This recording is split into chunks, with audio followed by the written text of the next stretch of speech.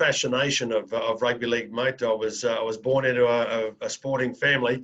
My dad was a former first grade player. He got to play first grade, not a lot of it in Brisbane, and he went on to be a first grade coach. And my mum was a pretty handy sportswoman herself. She played for Queensland in netball at a fairly young age, and got to be able to go on, have a whole pile of kids, 5 kids, and then returned to playing netball and once again represented Queensland. So to have them as my guidance in the early days probably allowed me to learn plenty of the rules and regulations and the guarantees of playing sport. So it was fantastic to grow up, and it was probably like every other kid in Queensland at that stage. I used to go along to Lang Park in those days and have the dream that Queensland were one day going to be able to beat New South Wales. And the days when we used to record a very rare victory, the celebrations continued for days on end.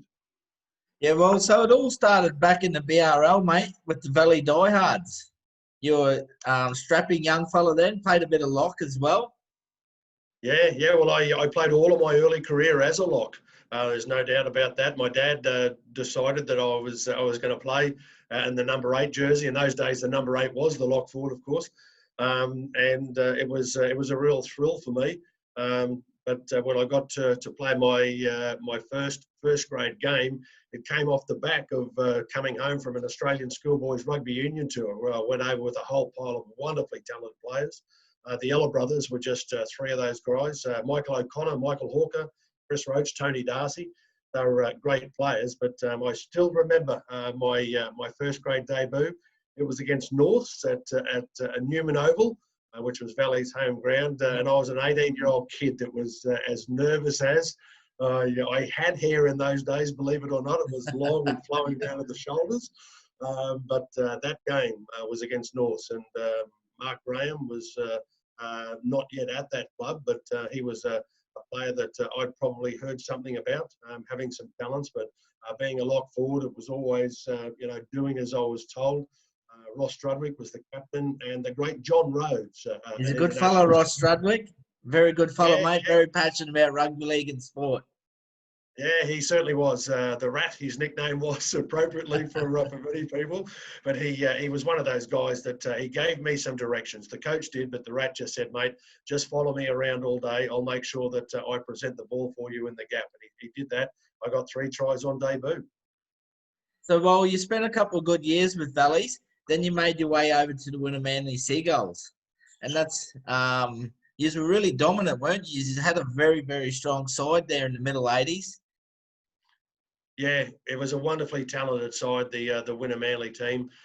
When I went there, Des Morris was the coach, and he had plenty of players there that were quite talented. I often regard the Winner Manly team that we had in '84 as probably one of the few times that I could confidently predict that they would have been able to beat the Sydney Premiers. We had a fantastic team that basically had one plan. It was attack, and then a little bit more attack. We managed to beat Souths, who were coached by Wayne Bennett, on a couple of occasions. We won the grand final 42 points to 8. And quite honestly, we could have won it by 60. We dropped the ball a couple of times and we started celebrations a bit earlier. But it was one of those teams that I probably regard as good as I ever had the privilege of playing in. I remember watching it as a 7 and 8-year-old, mate, on Saturday afternoons on the ABC TV. Back then, it was a big thing for us Queensland viewers because we didn't get much New South Wales Rugby League back then. And like you said, I absolutely loved Winner Manly as a kid. Bobby Linder, the French brothers, Colin Scott, just to name a few there. So is definitely were a force, and it actually showed when Queensland dominated New South Wales in them early 80s as well. Yeah, it was fantastic. The team, you named a few of them. Greg Dowling, he was up front. We had Tony Kajewski as well. David Green was the captain of that team. When I went to Wynnum, I spoke to Des Morris and of course the club president, and he said, "Look, we realise you're captain of Queensland at the moment and of Valleys, but we'd like to leave David Green in the position." I said, "Look, he's got to retain the position. I'm a new face on the block, new kid on the block, so I've got to work my way and just enjoy the role. And I think probably by making me stay as the vice captain, it allowed me to concentrate on my game a little bit more as well. I didn't have to think about captaining the side, and sometimes it can get or can add a little bit of pressure to the job that you've got at hand. And it was pretty good. Thankfully, we managed to get through that season, and it was fantastic. And it really was an enjoyable team. And Des, I can remember I used to say to him most games, "What's the plan for today?" And he said, "Have a look at the blokes you got around you, just out-attack them." And we used to do that quite consistently, and it made playing football a hell of a lot of fun. Well, did you get a lot of interest from the New South Wales clubs back in the mid-'80s? Obviously, you led the Broncos to their first NRL game. But before that, did you attract a lot of interest there? I used to read in the paper year in, year out that I'd had so many more approaches from Sydney clubs. Lewis receives another offer. Are we going to lose a whole pile of other players? There was a number of players, of course, that just couldn't afford to stay in Brisbane. They had to go to Sydney just to be able to get some good pay. Mine was probably held a little bit because in those days, the boss of the Queensland Rugby League was Senator Ron McAuliffe. Yep. And if you wanted to play for Queensland, you used to have to sign a stat deck promising that you'd stay in Queensland for the next 2 years.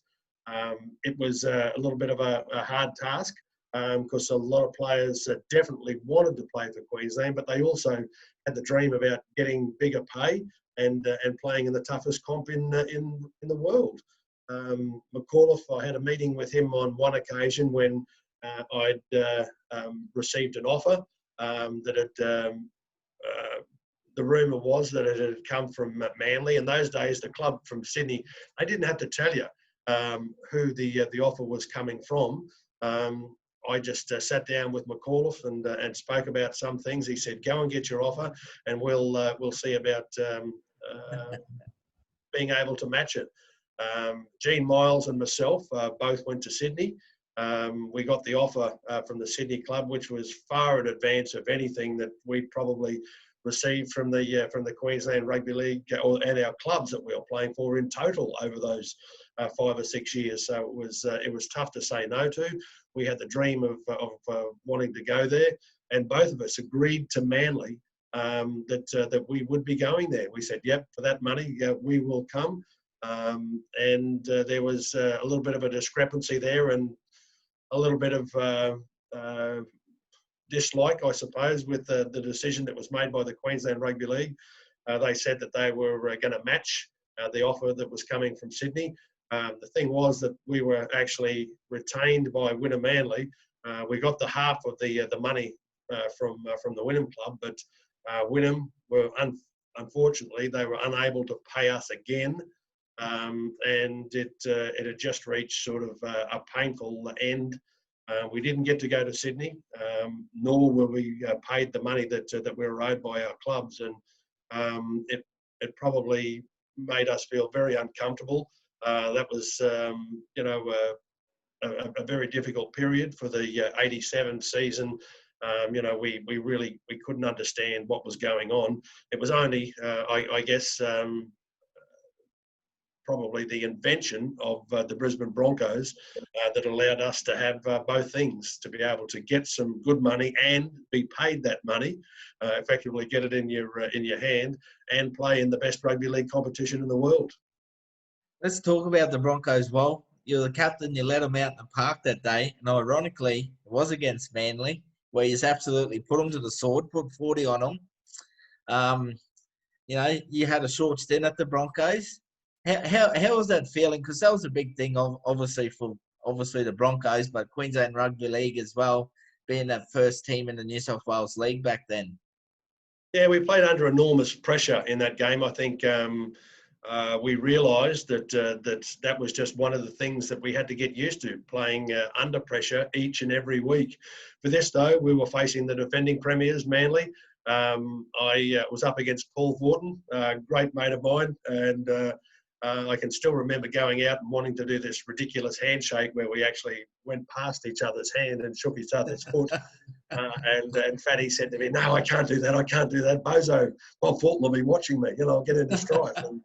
And it probably allowed me to have a bit of a pressure release at that stage too. And we actually went out there for kickoff, and I think I'm right in saying it was 44 points to 10, the final score in that game. Yep. But we got to display some wonderful ability in that game all round. Probably the toughest thing was that we managed to chalk up quite a few games in a row where we chalked up wins, and it seemed like it was pretty easy, and we got a little bit too carried away too soon. Being able to do it consistently and continue that through the representative period, that was the tough ask. And that's when we found that the Sydney Rugby League competition certainly had plenty of difficult parts about it. And it became a little bit of a disappointment for us as we sort of crashed out at the end of the year. We thought that we were going to be able to go on to bigger and better things in the years that followed, but unfortunately that wasn't around until Alfie took hold of the boys with Bennett in charge in '92, and they chalked up their premiership win. You mentioned your little mate there, Alfie. Your relationship with him was unbreakable, really, wasn't it? I still remember when he comes into Origin and he scored that try and you picked him up, you give him a little kiss. That was a pretty iconic moment, mate. How did you form such a close bond in such a short time with the little man? I'm sure he felt very welcome in the side. I still remember going out and having a drink the first night that he was introduced to the camp. We welcomed him, and he had a pretty long day the next day when we, in fact, we headed off to Sydney to prepare for a game. But it was quite obvious right from the opening game that Alf was ready for State of Origin football. His first appearance in the Queensland team was so impressive that all of the experienced players in the side admitted straight away that they thought that he was there for as long as he wanted to be, and that was effectively the case. He was a remarkable player. That certainly the guts and determination that he displayed on the field far outweighed what a lot of people believe was a weakness in his size. He didn't have a weakness about him, Alf. He was fantastic, and every one of the players in that team felt very lucky to have him by their side, because he was one of the most talented and determined players that I ever had the privilege of playing alongside. How good, mate. So, well, before we start talking State Origin, your time at the Gold Coast Seagulls, you're captain coach, mate. How big a task was that in the NRL? Because really, moving forward these days, it'll probably never ever happen again. Yeah, there were a number of blokes that said to me, mate, I don't think you need to take on that role. The first year I went to the Gold Coast, I was playing under Malcolm Clift, who was the coach. And he was a very well-respected coach as well. A lot of players used to say to me, look, this is the guy that was the backbone of Canterbury's plan, their game plan, which they were enormously successful at that stage and had a tag that they were the toughest team to beat. If you wanted to try and get through them, it was easier said than done. So when I joined there, that was the plan, to just listen and learn as much as I possibly could from Mel. Unfortunately, it wasn't a successful year, nor was it when I took over 12 months later as captain coach. And I often look back about some of the decisions I made in my life, and probably shouldn't have made the decision to be captain coach. I'd spoken to a few guys and a few former coaches who'd said that the days of the captain coach are long gone, mate. There's too much pressure on the players these days, and it's only going to increase. And it was a period in my life where there was a very steep learning curve, and I did so. But it was also at a fairly uncomfortable time in my life as well. I found out my daughter, Jamie Lee, was profoundly deaf. Yep. When I was playing in my final State of Origin in Game 3 of 1991. So there was some issues that had to be dealt with in my lifestyle, and it certainly, when I added everything up, it was probably an incorrect decision to make to be the captain coach. You must feel extremely proud now while watching her getting around on the women's rugby league field, mate. She's doing quite well. She's had some tough injuries, but she's certainly resilient and bouncing back and starting to provide her own pathway through the ranks. Yeah. My wife Jackie and I have been extremely proud of her. Born profoundly deaf.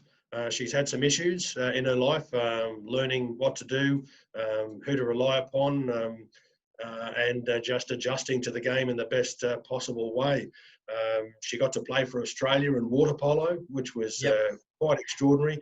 She was the first deaf person to represent Australia in a hearing sport. And we used to watch every game of hers with great pride. Then, of course, she decided that she'd had enough with the water polo.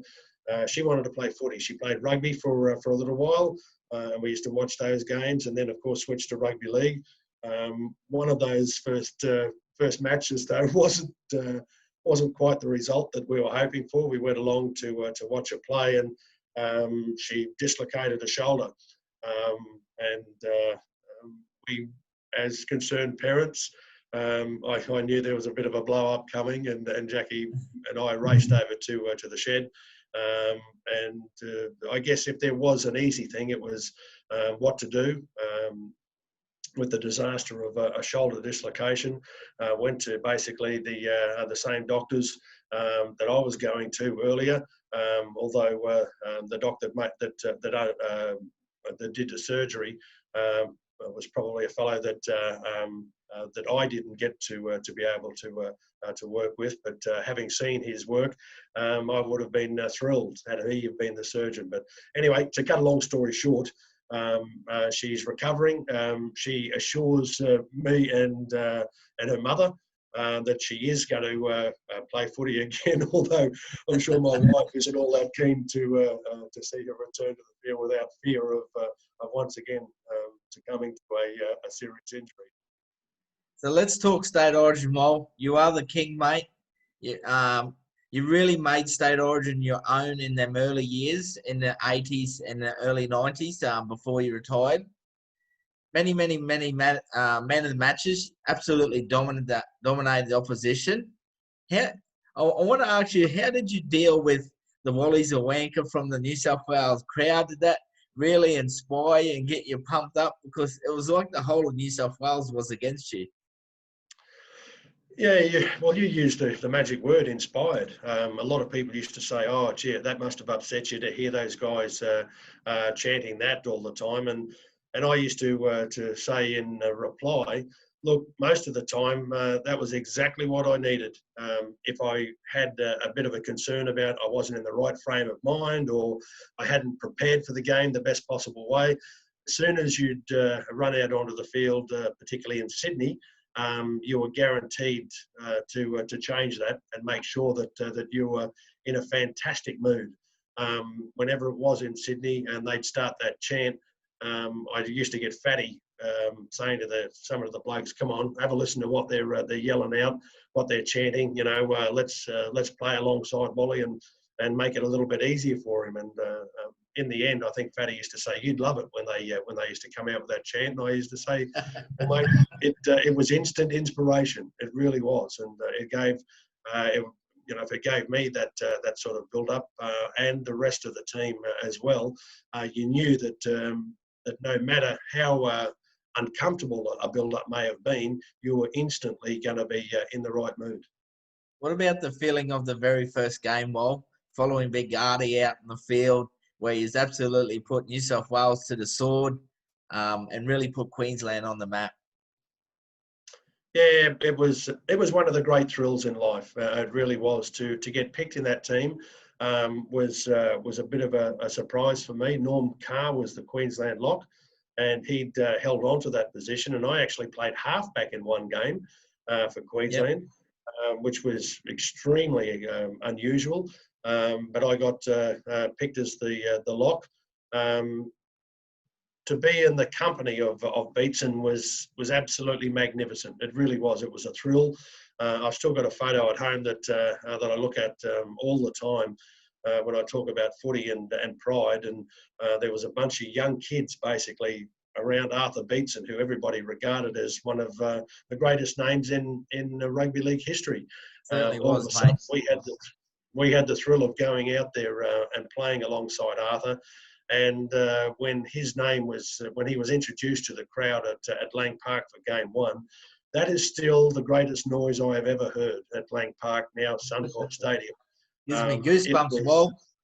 Yeah, oh well, Mick, you can imagine the goosebumps that we got on that night. He was 35 years of age, and he jogged across to the rest of the players, and he sort of had a quick word in each of the players' ears, and just said, "Come on, we've got to win this." He said, "Not just for ourselves, but for the people out there, the people of Queensland." And we actually felt 10 foot tall and bulletproof from that moment on. And of course, it helped create the history of State of Origin football.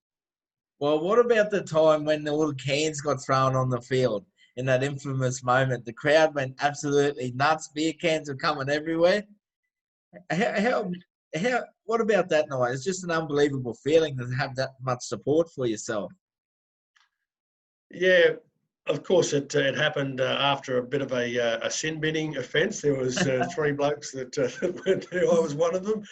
And as soon as I went off, I could hear that there was, this massive noise. And I actually said to one of our trainers, "Go and have a look. Is everything okay? Is everything okay?" And he came running back in and he said, "They're going to take some time to get all the cans off the field." The crowd of pelted cans at the referee and touch judge. And that was another famous State of Origin moment. Fortunately, I got to go back on 5 minutes later, I think it was, and there was a famous State of Origin to follow instantly. And it was just one of those moments that people still remember decades later as being as one of the real backbones of State of Origin success. My greatest State of Origin moment was in Sydney in 1989, where he's lost Alan Langer to a broken leg, Bobby Linder to a broken leg, Big Mel to a broken jaw, and you score that famous try where you go down the right edge, throw a couple of dummies, get us over the line, we get the win, and you stand up and raise that arm, mate. Iconic moment, I believe, and such a tremendous win that night with the circumstances you were under. Yeah, it was a remarkable win. I've only been going through it. I'm doing a book with Steve Haddon at the moment, and he was asking about it. He said, "Do you remember it?" And I said, "Yeah, it was right." And you named some of those. There was Alf with a broken leg. Mel fractured his cheekbone in the eye socket, and was in a lot of strife. Fatty, he dislocated his elbow, I think it was. Yeah. And we looked like we were always going to be in a fair bit of trouble. And then in the second half, early in the second half, Michael Hancock, I think he dislocated his elbow as well. And towards the end of the game, Bobby Linder, all the way through the second half, I knew he was in a little bit of strife, and he kept saying, "I'm struggling. And I said, "Keep going. We can't afford to lose you. Can't afford to." And then 10 minutes later, he'd sort of pop up off the ground and saying, I can't run properly. I can't. And I said, "Well, Bob, don't let us down. Don't let Queensland down." And with about 10 minutes to go, he said, "Mate, I've got to, I just can't stay. I can't run. I said, "You're not letting us down. Keep going. You're okay." And with about 7 minutes to go, I think it was, I looked around and somebody said, "Oh, Bobby's on the ground over there. He's got to go off. They've called for the stretcher." And I said, "What's wrong with him? Surely he can keep going." And one of the trainers said, "He's got a broken leg." I thought to myself, I've been telling him he's okay to play, and he's got a broken leg. He's been carrying that for the last 20 minutes. And it was the greatest State of Origin moment I've ever experienced. Bobby's the guts and determination that he showed. Queensland actually finished that game with 12 men. Yes, It's I the only remember game that. in Origin history that not a full team has been walking from the field. And two other moments that I actually remember from that match in itself. When we left the field, Queensland got a standing ovation from the New South Wales crowd at the Sydney Football Stadium, and the guys were walking off, and I grabbed them, I stopped, and I said, hang on a minute. I said, stand here, experience this, because I can guarantee you this will be the only time Queensland ever get a standing ovation from New South Wales fans here in Sydney. Enjoy it, say thank you to them, and walk inside. And after that was the second point, and it was Arthur Beetson. He was in tears. The only time Arthur admitted to shedding tears in his life. He went to talk, and I could just see his lip quivering. He was a little bit like that at half time because he knew we were in trouble. But the lip quivered, and he regarded that as the greatest moment in rugby league history. And to have a judgment made like that by an absolute expert of rugby league, and arguably the greatest front rower in history, it made us feel pretty proud. Unbelievable, Lowell. Unbelievable. So, well, one more Origin moment. Big Mark Geyer, when you come face to face. I just spoke with MG recently during the week. He's coming to air just after your show, mate. But I had to put the king first before MG. Let's talk about it, mate. Because one thing I loved about your game, you were very aggressive. You never took a backward step. You were a natural-born leader. You just took it upon yourself and follow me, boys. You got up in his face. He was told to go out there with a free license to absolutely destroy. And you just took it upon yourself in front of him and just put in the water, really. Mate, we've become pretty good mates since that day. He got thrown to the wolves that night, and that was not good for a young man that was basically playing in his first massive game of Origin footy. I think he was 19 years of age at that time when he ran out onto the field, and he was basically given a direction that he could go out there and do anything he liked to the Queensland players, and he wouldn't be sent from the field. That was a bit of a gutless direction from the person who actually did it. But Mark got to go berserk during that game, and he and I clashed. He clashed with plenty of other blokes during the game. Again, we've become great mates from that moment, because I can still remember he had some troubled times after that, and ended up heading over to Perth and coming back. And I actually said that the sad thing was that Mark was basically doing everything that he was informed to do or advised to do, and there was a little bit of help needed, because he, as a football player, he was a hell of a bloke to play against. He was big, strong, tough, and made life very difficult for the opposition. And it was a remarkable experience, I think, for him to try and adjust to that. He probably was, I think, should have been given better help along the way. But let's have a look at him now. He's developed into a wonderful character. He's done the best possible thing in working on radio and doing some stuff on TV as well. And he's got plenty of friends all over the country now, and to be able to say good day to him. He and I have been involved in some advertising deals together, him from New South Wales and me for Queensland, and it's been a real thrill to get to talk to him every time. And I've had some people say, oh geez, you mustn't have liked that after what you two got up to in that game. And I said, mate, he's a great friend of mine. I thought it was pretty ordinary what they did to him, because they just didn't give him any support whatsoever. To know now that he's in a wonderful position, great family, it makes you feel a lot more comfortable. He spoke very, very highly of you, Wall, the utmost respect, and he told a beautiful story. I'll just touch on it small. I don't want to give away too much for when I share his story about how you approached him at the Leagues Club after he returned from his suspension, and that was the start of the great mateship that is there today. Because I think it's a beautiful story what he said.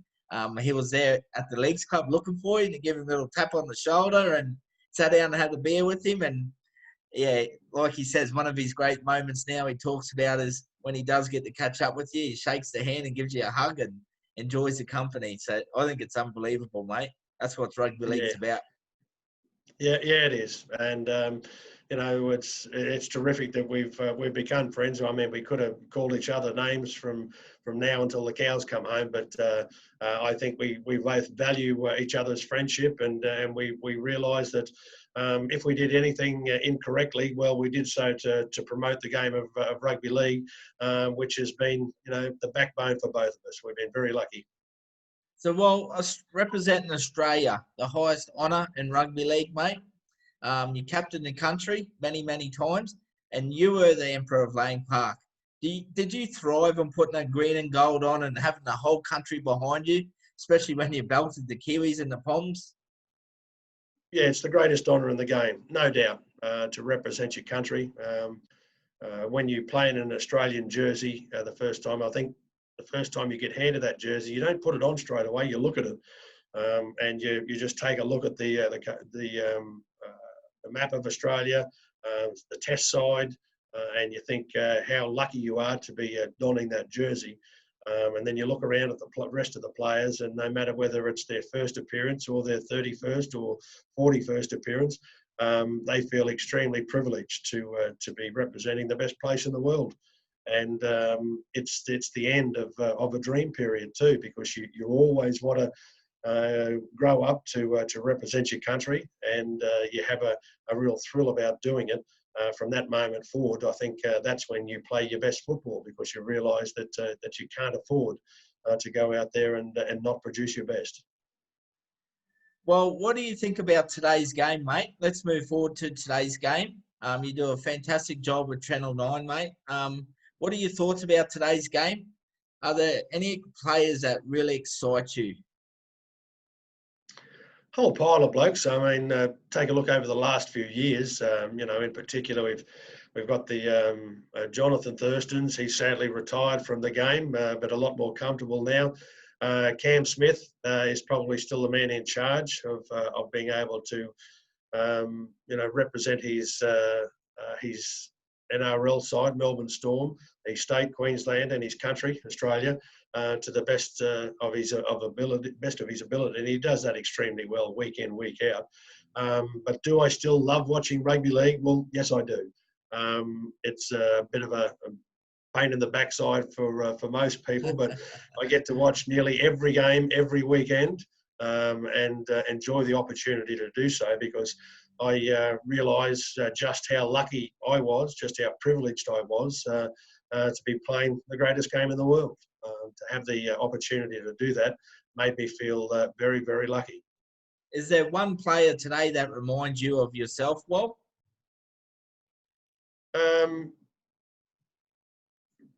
Probably Cam Smith. Yeah. I can understand sort of Thurston's. He was a little bit different, the style of player. Cam Smith, I love watching him play as well, because the vision that he always seeks every play. And I used to watch some of the old videos just to see. We never used to get quite the close up that the current day players get. But if you're watching Cam Smith, you know that whenever there's an opportunity coming, it's almost one play ahead. You can see Cam run up there. He's getting ready to bend over and reach down, pick up the ball from dummy half, and you can see that his head's just going from side to side, looking for a bit of a deficiency in the opposition defensive line. If they're a little bit light on numbers on one side, you know, if players are a little bit tired on the other, and he'll sort of work at that. He'll consistently target those sort of guys, or if there is you know, a shortage of numbers, then he'll make sure that that's where he targets his attack. And it's been fun to watch Cam. I've certainly enjoyed watching him do it at all levels as well, for Melbourne, for Queensland, and Australia. It's been a real thrill. Well, I just want to finish on one thing, mate. Kangaroo tours, they were a big part. You're a big part of it. Would you like them to come back into the game? Do you think it's possible? Oh, I'd love to see the Kangaroo tours come back. They were regarded as the greatest honour possible Representing Australia was always fantastic, but to be able to go on a tour which was almost 3 months long to represent your country, every time you go out there, you're donning the Australian jersey against English club sides, also it was usually against Papua New Guinea on the way over, then start the English club sides, play 3 tests, and then play a couple of tests in France as well. It was the be-all and end-all of your intentions. You just felt so lucky, so privileged to do it. And they used to say that some guys would do anything possible to be included on that tour. And I've heard some guys who have represented Australia on a number of occasions who are unfortunately ruled out of a kangaroo tour, and I know what that feels like. They felt extremely unlucky or robbed in certain situations because to go over there and have the opportunity to do so on a regular on regular occasions, it was the best possible part of life that you could have to represent your country and do so quite regularly. Last one, mate. How do you deal with the pressure of being the king, Australia's king? There's only one king in Australia, and that's King Wally. Yeah, well, basically I didn't like the nickname King. It came along. It was basically there as an insult to start with. A former player actually said in a press conference, "Oh, fair dinkum, that bloke thinks he's the king." And the next day, of course, all of my teammates, Greg Dowling, Gene Miles, Colin Scott, all the blokes, they started saying, "Oh, it's King. What's happening, King? King, you're the king. Come on, King." And that's how that name came around. And it was an insult. And now it's stuck. I don't even bother anymore. I just it's like water off a duck's back. But if it's if it's there as a bit of a promotion for rugby league, I think I can feel happy that way. But I just feel very, very lucky to have been born into a sport family, to have been given an opportunity by my parents, to be able to have wonderful support from my wife and kids in a fairly difficult period that demanded that I was always going to be playing Origin football and talking about football rather than life in general. So now to continue on and be working in a sport-related area and talking about rugby league all of my life, well, it's going to follow me all the way until the day that I die. But I think that having experienced all of the things that we've been talking about, I'm a very, very lucky man. Well, you're one of the greatest, mate. You're one of our best immortals of the game, the greatest game of all rugby league. Absolutely Australian legend. More so Queensland's best, if you ask me, mate. It's been a dream come true for me today. North Queensland kid. I love my sport, especially rugby league and cricket. I'll get to chat one-on-one with the king himself, Wally Dawes. I genuinely thank you, mate, from the bottom of my heart. Really means a lot. And I'm sure North Queensland will appreciate this chat. Thanks again, Wall. Really, really appreciate it. Good on you, Spilla. Good to talk to you, mate. Thank you, Wall.